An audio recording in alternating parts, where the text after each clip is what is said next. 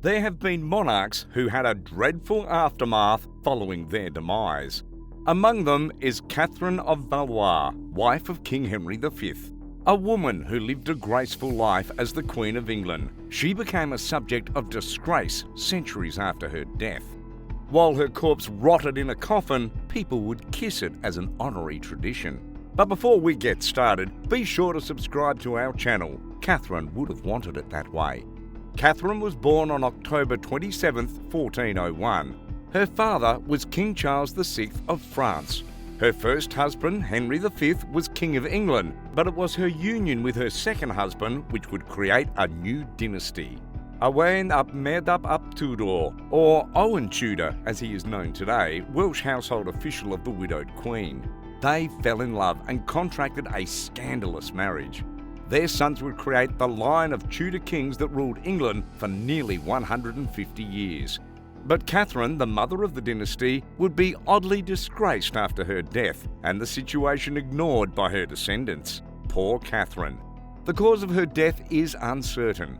She had recently given birth, but there are some records that indicate that she was facing some serious health issues which she sought treatment or prayers at Bermondsey Abbey. She was only 35 years old when she died on the 3rd of January 1437. First, funeral. Catherine was given the splendid funeral of a queen, despite her scandalous marriage to Owen Tudor. However, unfortunately, soon after her death, she was embalmed shortly after her death. Her internal organs were removed and left off to decay. Her body was stuffed with herbs and spices. To make it worse, the corpse was wrapped in cerecloth, a heavy cloth coated in wax and encased in sheets of lead. The bundle was then put into a wood coffin. However, did this practice help the Queen's corpse to be protected? What happened with the organs? Well, some were buried in separate locations, while some were buried in the churches the funeral procession went through. At the last stop, the coffin was laid with the deceased effigy dressed in her own clothing. Catherine's effigy was carved of wood and still survives in Westminster Abbey today.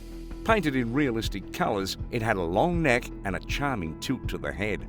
Effigies were meant to look as much like the deceased as possible, so if Catherine's effigy followed this tradition, she was tall with a willowy figure.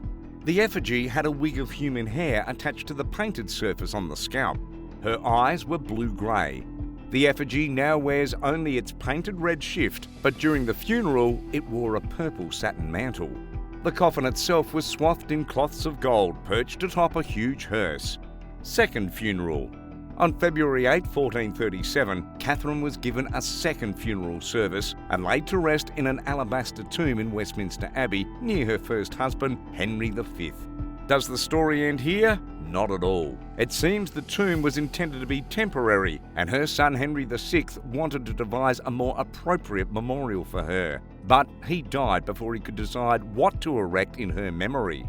Her grandson, Henry VII, decided to demolish the old lady chapel where Catherine was buried and build a new one, and Catherine's tomb was destroyed in the process. Her body unearthed as they were digging the new foundations. Catherine's wood outer coffin was found to be badly decayed, so her remains were taken out of it and apparently removed from the inner lead coffin as well. They were put into a wood chest lined with flat sheets of lead cut from the old roof of the chapel. The chest lay on the floor near her husband's tomb, and there it would remain for another 3 centuries.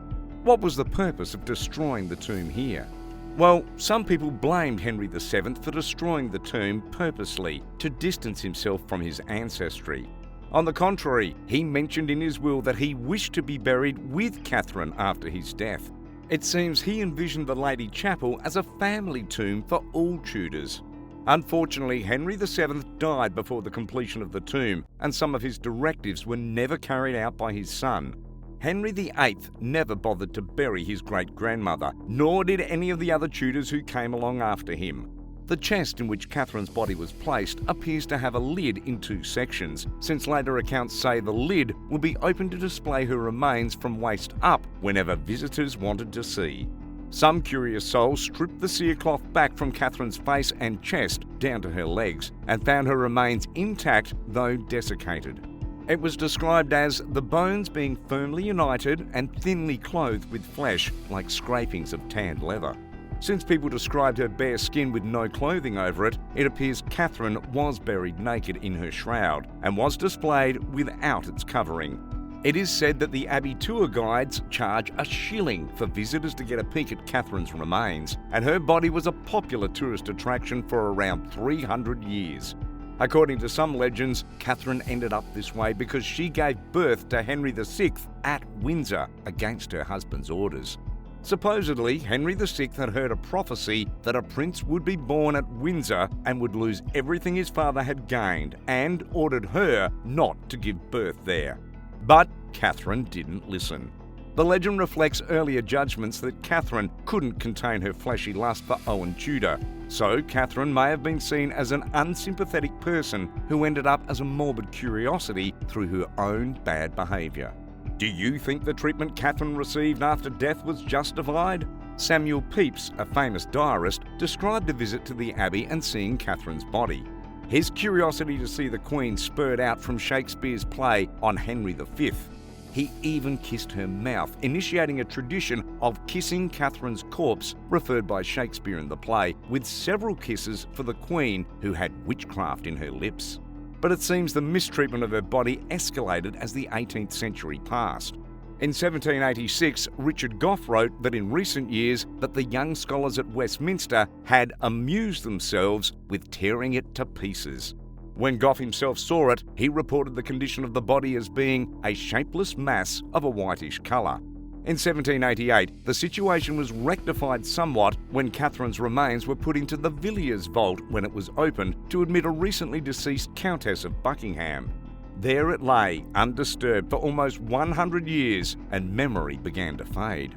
Her location was half forgotten when Dean Stanley, who restored other monuments in the Abbey, began to search for Catherine in the records. In December 1877, Lord Percy died, and his family tomb was being opened to admit his body. The Villiers vault was adjacent.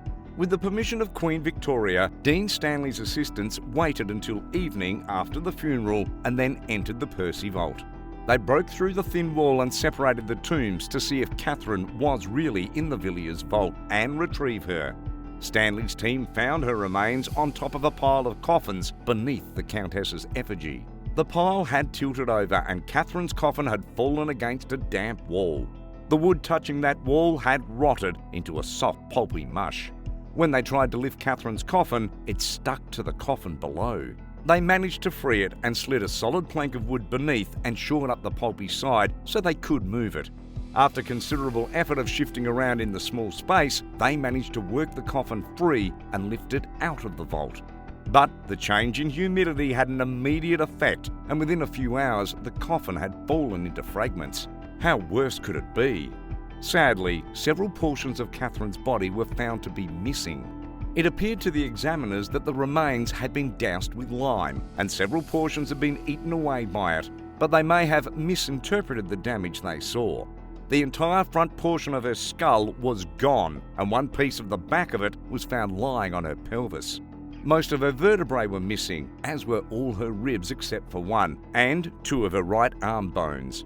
Though they searched, they found not a single one of her teeth. One of her clavicles was gone and been replaced with a pelvic bone.